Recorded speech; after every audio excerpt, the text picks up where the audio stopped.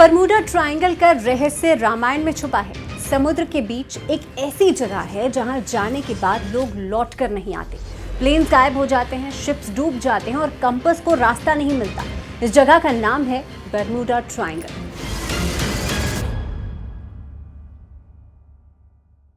लेकिन क्या आपको पता है कि इसका कुछ कनेक्शन रामायण से भी है? जी हाँ, हनुमान जी की एक प्राचीन कथा जिसमें छुपा है एक एनर्जी फील्ड का राज, जो शायद बर्मुडा ट्रायंगल से जुड़ा हो सकता है। अटलांटिक ओशन के बीच एक ट्रायंगल बना हुआ है, मायामी, बर्मुडा और प्यूर्टो रिको के बीच। इसी एरिया में हजारों प्लेन्स और शिप्स मिस्टीरियस तरीके से गायब हुए हैं। किसी का रेडियो सिग्नल बंद हो गया, किसी का कंपास घूम गया और कुछ तो हवा में ही गायब हो गए। 1950 से साइंटिस्ट इस मिस्ट्री को समझने की कोशिश कर रहे हैं। किसी का कहना है मीथेन गैस एक्सप्लोजन्स, तो कोई कहता है मैग्नेटिक फील्ड डिस्टर्बेंसेस, और कुछ रिसर्चर्स का मानना है कि ये एक पोर्टल है, एक डोरवे है टू अनदर डायमेंशन। लेकिन बात यही और रोचक हो जाती है और इंटरेस्टिंग हो जाती है जब कुछ माइथोलॉजिकल रिसर्चर्स कहते हैं कि ये रहस्य रामायण का एक प्रसंग से जुड़ा हुआ है। चलिए चलते हैं हजारों साल पहले सुंदरकांड के समय पर। जब हनुमान जी माता सीता की तलाश में लंका जा रहे थे तो उन्हें समुद्र के बीच एक राक्षसी मिली जिसका नाम था सिम्हिका। सिम्हिका एक ऐसी असुरी थी जो छाया पकड़ लेती थी, मतलब किसी का शैडो पकड़कर उसे नीचे खींच लेती थी। हनुमान जी जब आकाश में उड़ रहे थे, सिम्हिका ने उनकी छाया पकड़ी और उन्हें समुद्र के अंदर खींचने लगी।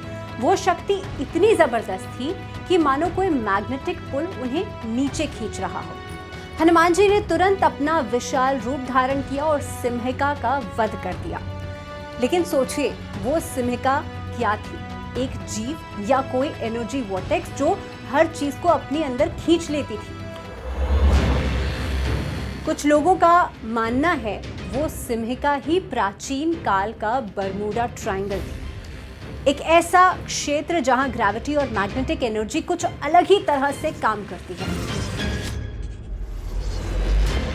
एक और थ्योरी और भी दिलचस्प है। कहा जाता है कि रावण के पास एक चिंतामणि या क्रिस्टल मणि थी जो अत्यधिक एनर्जी उत्सर्जित करती थी और उसी से वो अपने विमानों की शक्ति को नियंत्रित करता था।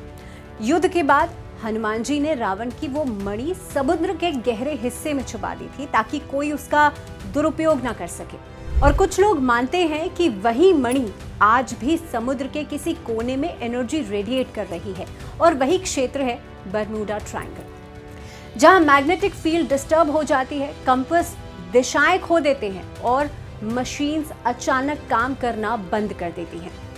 साइंटिफिकली देखा जाए तो ये थ्योरीज प्रूव नहीं की जा सकती। साइंटिस्ट कहते हैं कि बर्मुडा ट्रायंगल तो नॉर्थ अटलांटिक ओशन में है, जबकि रामायण की घटनाएं भारत और लंका के बीच इंडियन ओशन में हुई थी। तो ज्योग्राफिकल लिंक बिल्कुल नामुमकिन है, लेकिन कुछ वैदिक ग्रंथ जैसे अथर्ववेद और ऋग्वेद में समुद्र के भीतर त्रिकोण आकार की ऊर्जात्मक शक्तियों का उल्लेख मिलता है। यही बातें लोगों की क्यूरियोसिटी को बढ़ा देती हैं।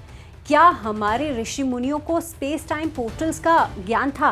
क्या हनुमान जी की छाया पकड़ने वाली सिम्हिका वास्तव में किसी कॉस्मिक गेटवे का प्रतीक थी?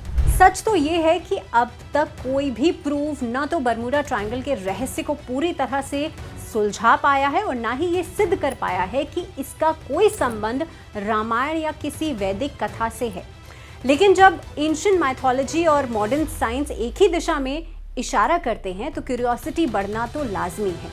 शायद आने वाले समय में टेक्नोलॉजी इतनी आगे बढ़ जाए कि हम इन एनर्जी फील्ड्स और ओशनिक मिस्ट्रीज को समझ पाएं। तब तक ये सवाल बना रहेगा कि क्या बर्मुडा ट्रायंगल का रहस्य वास्तव में हनुमान जी की उड़ान में छुपा था, या ये सिर्फ एक संयोग है जहां माइथोलॉजी और मिस्ट्री एक दूसरे से टकरा गई।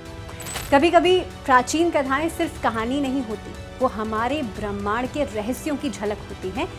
शायद बर्मुडा ट्रायंगल भी ऐसी ही एक कथा का अधूरा अध्याय हो।